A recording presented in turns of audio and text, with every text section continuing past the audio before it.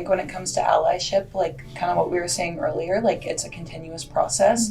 But I think at the end of the day, like it has to start somewhere. And I think shying away from those interactions and like, you know, getting to know people from different backgrounds, people that you may not be familiar with, shying away can only serve to like kind of harm you in the long run. So just like, you know, embrace that discomfort a little bit. According to the 2023 Shift survey, 53% of Queen's students reported that they felt like they needed to hide some aspects of their identity to fit in. We know that feeling a sense of belonging on campus can contribute to a student's ability to live as their most authentic selves, and that can only happen when the culture includes everyone. So we sat down with members of the women's rugby team to discuss allyship and the importance of leaning into rather than shying away from difficult conversations.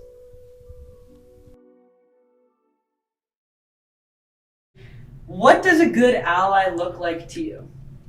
I think to me, a good ally is someone that's like open and honest and like always willing to be a good listener and also like put themselves in positions that are, you know, uniquely to help someone else and not just themselves. I also think it's really important to recognize that, you know, being an ally isn't just a title, it's an action, it's a continuous commitment. So someone that's willing to like really live that, not just like slap the label on themselves and then go on with their life. I think it's about like actively listening and learning and acknowledging that your knowledge on the subject or like who you're supporting is maybe limited, and just like committing to growing and helping along the way. I think some people just like, when I come to like marginalized people, like they hadn't had opportunities to speak about it, so let them have their moment and you listen and educate yourself. Where do you see allyship in your day-to-day lives? I've had conversations on this team and like they get deep sometimes. I think people take turns to just really just hone in and just take a moment and listen to someone, and like those are great moments when we have that on this team. So I think there's a lot more allyship and like platforms being given to people to like share things appearing in the media, like the general media. I think we're in like a unique time where like everything's being blasted everywhere, but that also comes with like a really unique responsibility to like make sure you're being mindful of what you're putting out there. And like, I think allyship is really important in that conversation, not when it just comes to like being a good teammate and being a good ally within your team, but also like within the larger campus community, on social media, just like in your daily life in general. Hi, my name is Maxie Grant, and I'm in my third year. I use she, her pronouns, and my position on the field is the second row. My pregame pump-up song is I Feel It Coming by The Weeknd.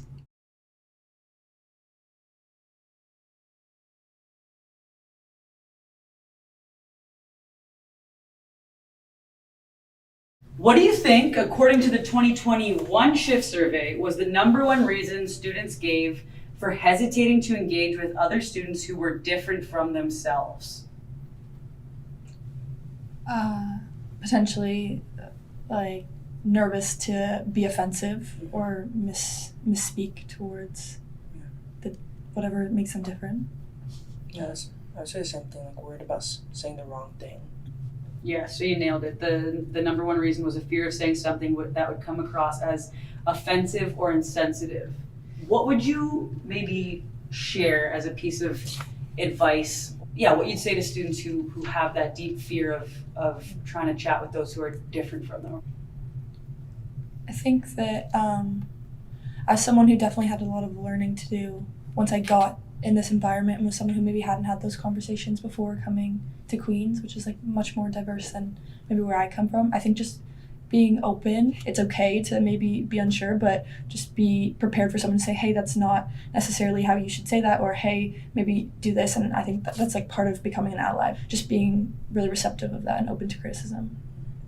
I think when it comes to allyship, like kind of what we were saying earlier, like it's a continuous process, but I think at the end of the day, like it has to start somewhere. And I think shying away from those interactions and like, you know, getting to know people from different backgrounds, people that you may not be familiar with, shying away can only serve to like kind of harm you in the long run. So just like, you know, embrace that discomfort a little bit. Having tough conversations are important. I feel like I know I've had tough conversations.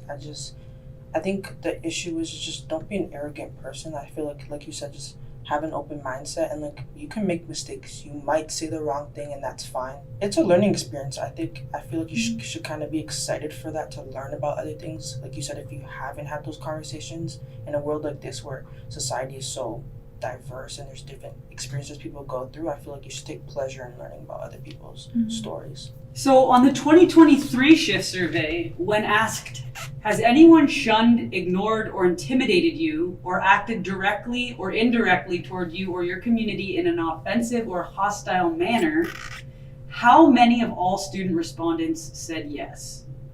I mean, I would like to say it would be low, but I could see it being like 60% of students. Yeah, I was gonna say 67. Yeah. Look at that. So the answer for all students who responded was 29%, but then the student population, when broken down, increased drastically depending on marginalized intersecting identities. So for example, the student population that had the highest rate, which was 63%, were Indigenous students with a disability, both of those identities, followed by students who identify as non-heterosexual and racialized with a disability.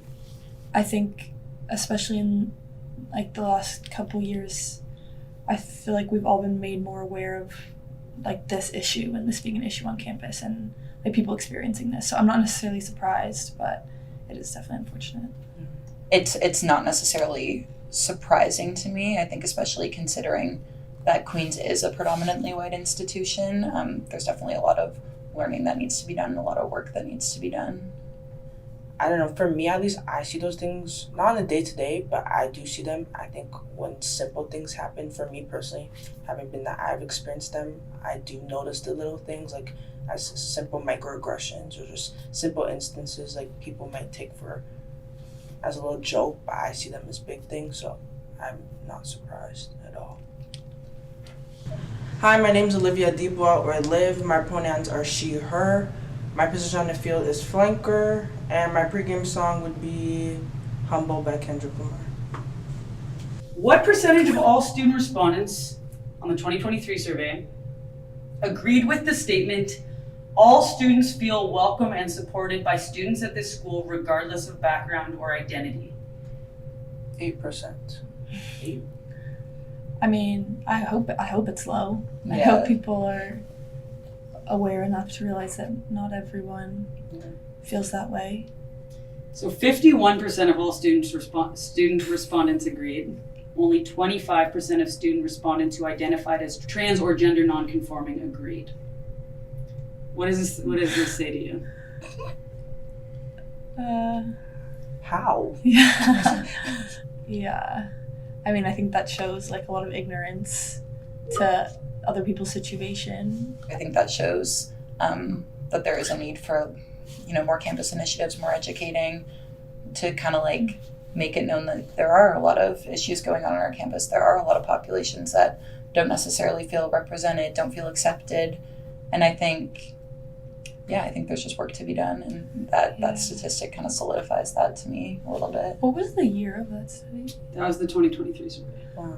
That's shocking. I feel like you can't walk around campus without seeing someone advocating for, like, it's just surprising to me that people just are so not aware of things happening like in person around them. I'd be interested to hear the percentage of student athletes or like students that are involved with like student government and stuff like that, like what they would have responded, because I feel like I know athletics and recreation have been like working pretty hard at promoting different initiatives and making sure issues are at the forefront for student athletes. Yeah, it's just surprising that they like these people might not be aware of any of those things that are happening. No, exactly. Hi, my name is Madison Donnelly. I'm in second year and my pronouns are she, her. My position is the centers and my pump up song is Doses and Mimosas. What percentage of all student respondents felt like they needed to hide some aspects of their identity to fit in? I could see it being high for certain people and lower for others. You make a point. Like, for the marginalized people, be higher, but not for majority. Yeah. So the number is 53%. Okay. So over half. Yeah. So interesting, like we were just talking about how many students aren't aware of the reality for marginalized students on our campus, but 53% feel like they have to hide some aspect of their identity to fit in. So like, what does this tell you? What do you get from this? I think that's, I mean, definitely higher than I would have anticipated. Yeah, I mean, the statistic in and of itself, like, I can, same thing, like, I can think of it and I can kind of, like, comprehend that. Yeah, sure. And I think that just goes to show that, like, there may be those feelings of, like, isolation on campus that aren't necessarily talked about that often. Like, if 53% of the population at Queen's is saying that they feel like they need to hide something about themselves, but then there's that, like, general lack of recognition that not all populations necessarily feel accepted. I think that speaks to, like, a larger feeling of, like, isolation on campus.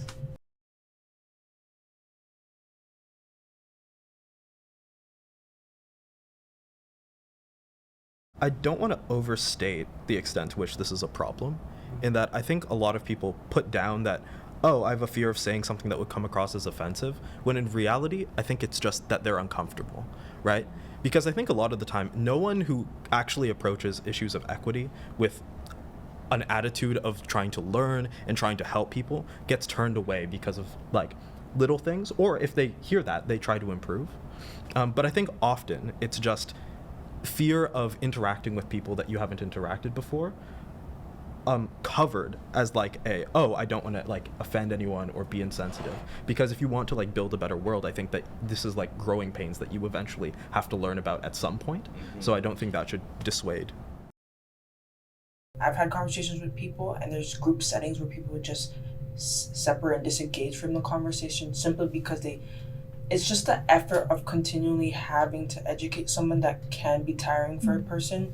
I don't know. There's beauty in informing people. I like doing that, and people who come to me with an open mindset, I say, yeah, let's sit down, let's talk. Like I like doing that. So Yeah, I think to that point, I think obviously having the right attitude towards it is important, but also I think, like you said, it can be exhausting if you're constantly having to educate people. And I think there's a time and a place maybe to go about doing that. Sometimes when you're approaching equity-based issues, even if you do have an open mind, like it's the matter of like, sometimes it's not like, you don't want to put a burden on someone else when it's like not their job to educate you. Like sometimes you just have to be aware of that. What do you think might help someone who's afraid to engage in conversations related to equity or allyship to do so?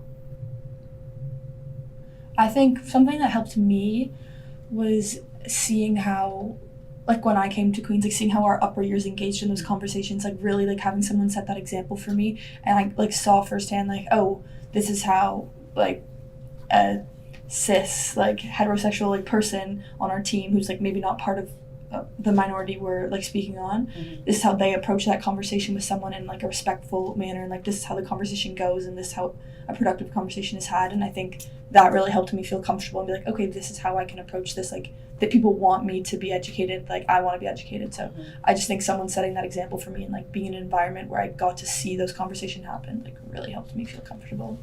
And also coming to realize that I'm never going to be the best ally I can be if I'm not engaging in those conversations. So like kind of putting that responsibility on myself, like no one else is going to do it for me. Like, and just kind of coming to realize that was like a big, you know, like it was a big turning point in my mindset. And then it really motivated me to like dive into those conversations with an open mindset. that was cute. In this survey, there's another key stat here that 65% of racialized students who responded said that they felt like they needed to hide some aspect of their identity to fit in. So this is something that I've personally experienced, but I thought would be important to bring up in the context of this podcast, with relation to the intersection between gender and race, in the way that racialized or students of color, especially women of color who are students at Queen's, have to cover up and try and put a mask on, because oftentimes in my experience talking to my friends who are women of color who have gone to universities like Queen's and Western, often feel like they're not taken seriously, not just because of their race or because of their gender, but because of the intersection of those two things and how they're perceived as a black woman and not taken seriously, and their opinions are disregarded or taken as, I don't know, too adversarial, even though other students can voice adversarial opinions and not have much pushback. So I think that it's important to recognize that when we're talking about allyship, that it takes different forms depending on the identities of the people involved, and that it's important to take that consideration in mind. Maybe to even take it one step further is figuring kind of how much space you take up as an individual. I feel no issue speaking up, having that platform, as you said, but then thinking about that, okay, so why do I actually feel completely all right to, say whatever I want about a subject? Really for men, it's understanding first how much space you take up, what that means for everyone else, and then doing everything you can to, provide other people those platforms. Have any of you ever experienced this need to cover or mask some aspects of your identity to fit in, or that you're not taken seriously because of some aspects of your identity? Yeah. Sometimes people are very passionate about the way they think things people say, and I feel like sometimes when I do get passionate, I think people get a little bit per se scared, or I'm gonna lash out. And then I have to look back and be like, am I playing into stereotype? Or they think of me in this type of way? And there's a lot of time to reflect on myself. And I'm like, I can't really be myself without other people thinking about me in a certain way. So that's, in that sense, I have to put on a mask or hide some things about myself. Yeah. And I recognize my privilege as a white female. I don't have those same issues, and it is unfortunate to think that that's something you constantly have to think of just in everyday life. And I understand we do see it, especially in sports, maybe someone lashes out at the ref, a white female lashes out at the ref, and maybe someone of different ethnicity does that, it's perceived a different way. We definitely do see that, and it's as white females who maybe don't have those intersecting identities, it's important for us to recognize that why is that happening, and just help, really not make those mistakes ourselves. It's super important for us as people of privilege, as white women that don't necessarily battle with those same issues, to recognize when that's happening, recognize how to not worsen a situation, how to be there as an ally without speaking over other voices, being there to amplify voices. What are your thoughts on the concept of taking up space? I think obviously the concept of taking up space is something that, deserves to be thought about, and we do need to pay attention to that. And specifically in the context of allyship, to kind of reiterate what I just said, it's that concept of, are you helping someone to fill up the space that they deserve, or are you overshadowing their space through your allyship? And I think that's something that is a continual process, but it's something that should be front of mind. Am I helping to amplify a voice right now, or am I speaking louder than them? Let's talk about locker room talk.